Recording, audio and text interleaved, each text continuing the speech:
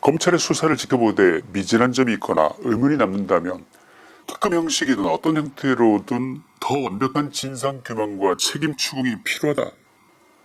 이재명이 당시에 한 말을 그대로 옮긴 것입니다. 그 후 이재명은 대선에서 패배했고 한두 달 잠잠하다가 국회의원 출마에 나섰다는 것은 우리 모두 아시는 바와 같습니다.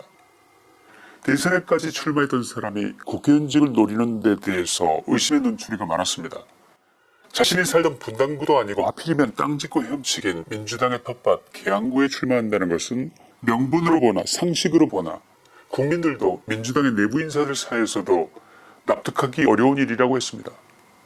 민주당 내에서도 심각한 반대 의견이 많았던 이유가 무엇이었겠습니까? 이재명의 출마가 국회의원 불체포 특권을 노리는 것이라는 대중의 따가운 시선이 있었던 데다가 이재명의 이러한 비겁해 보이는 출마가 6.1 지방선거에서 더불어민주당 출마자들 전체에게 악재가 될 수 있다는 우려 때문 아니었겠습니까? 정치판을 좀 볼 줄 아는 사람들은 이재명이 송영길을 어떻게 설득했는지 수수께끼 같은 일이라고들 입을 모아 말하고 있습니다. 국회의원이 피땀 흘려 닦아놓은 지역구를 누구에게 양도해준다? 이게 그렇게 쉽게 일어날 수 있는 일일까요? 부자지간에서나 일어날 법한 일이 송영길과 이재명 사이에서 일어난 것인데 이들 사이에 무슨 다른 거래가 있었음에 틀림없다고 의심하고 있는 것입니다. 송영길이 서울시장 오세훈에게는 택도 없다는 것쯤은 송영길 자신도 이재명도 민주당도 서울시민 전체도 다 알고도 남았을 텐데 말입니다. 어쨌거나 이재명 때문에 시끌시끌했던 6.1 지방선거 과정에서 민주당은 초토화되고 이재명은 살아남았습니다. 그래서 지금 민주당은 친명과 반명이라는 내홍에 휩싸이는 것 아니겠습니까?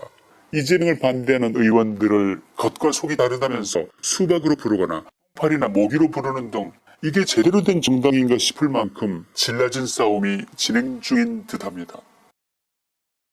어쨌거나 이 와중에 얼마 전 이재명은 이렇게 국회 방배정까지 받았습니다. 방 번호가 좀 특이한 것이 이재명에게는 상당히 잘 어울려 보이지 않으십니까?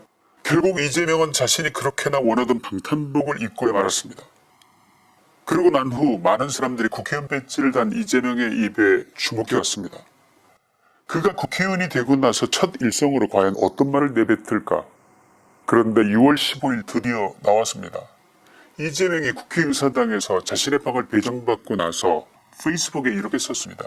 대장동 수사를 시작한 검찰을 맹비난하면서 이번 정부가 검찰을 이용한 정치보복, 정치탄압을 시작했다는 것입니다. 그러고는 주저리 자기 변명들을 덧붙여 늘어놓았습니다. 국회의원이 되고자 했던 목표가 감옥 갈까봐였다는 것을 스스로 고백이라도 하는 것처럼 말입니다. 작년 관원 토론회에서 자신이 했던 말을 벌써 잊은 모양입니다. 검찰 수사를 지켜보되 미진한 점이 있거나 의문이 남는다면 특검이라도 받겠다면서요. 대장동에 대해서 완벽한 진상규명과 책임자 추궁이 필요하다면서요. 대통령이 안 되고 나니까 생각이 달라진 모양입니다. 재벌은 개 못 준다더니 이 인간은 딸들, 삼촌, 이모, 개자가 들어간 사람들 들으라고 열심히 변명을 들어놓습니다.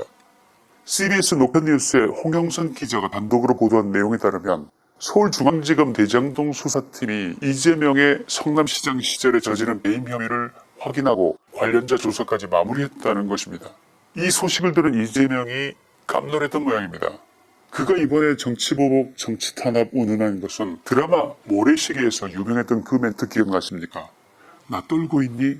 이렇게 해석하시면 되지 않겠습니까? 한마디로 형장 앞에 선 자신의 모습, 그래서 지금 몹시 두렵고 몸이 부들부들 떨린다는 말로 이해하면 될 것으로 보입니다만 여러분 어떻게 생각하십니까? 경찰을 보고 도망치는 자는 도둑질한 자입니다. 검찰을 두려워하는 자는 지은 죄가 너무 커서 그렇습니다. 검수완박 법안만으로는 부족할까봐 국회의원 방탄복으로 2중 3중으로 방탄복을 입었지만 그래도 대장동 얘기가 나올 때마다 밤새 잠을 설치고 깜놀하고 검사가 자신의 손에 수갑을 채우는 꿈을 꾸다가 깬다. 그래서 눈을 떠보니 검은 뿔테 안경을 낀 어떤 젊고 샤프해 보이는 한동훈 법무장관처럼 생긴 사나이가 자신을 노려보는 모습에 눌려서 식은땀을 흘리며 깼다. 뭐 이런 얘기 아니겠습니까? 서울중앙지검 대장동 수사팀이 작년 11월부터 본격적인 대장동 수사에 나섰다가 선거 때문에 주춤했었고 최근에 다시 수사에 속도를 내고 있는 것으로 알려지고 있습니다. 수사팀이 이재명을 잡아들일 범죄의 혐의는 다름 아니라 배임죄라는 것입니다. 지난 시간 방송에서 다뤘지만 배임죄의 정의를 다시 한번 간단히 살펴본다면 이렇습니다.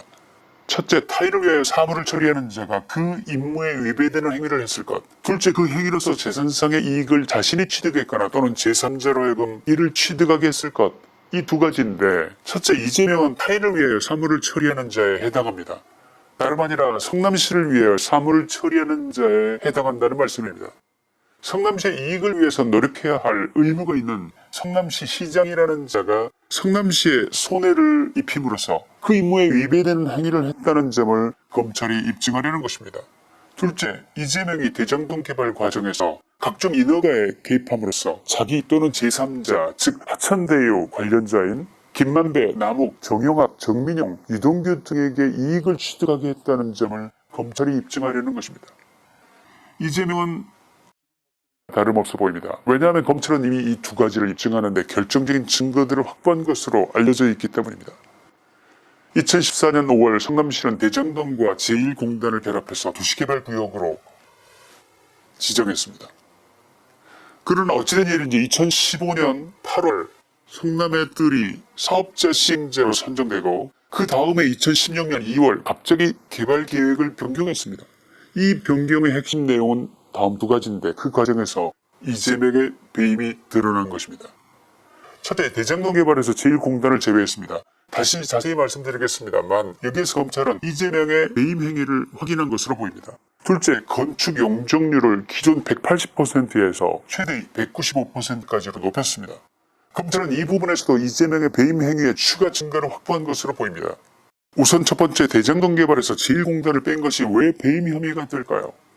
성남의뜰이 2015년 수립한 자금 조달 계획 보고서에 따르면 성남의뜰이 토지 수용 보상금 지급 비용으로 책정한 9천억 원 가운데 제1공단의 보상비가 2,490억 원으로 책정되어 있었습니다.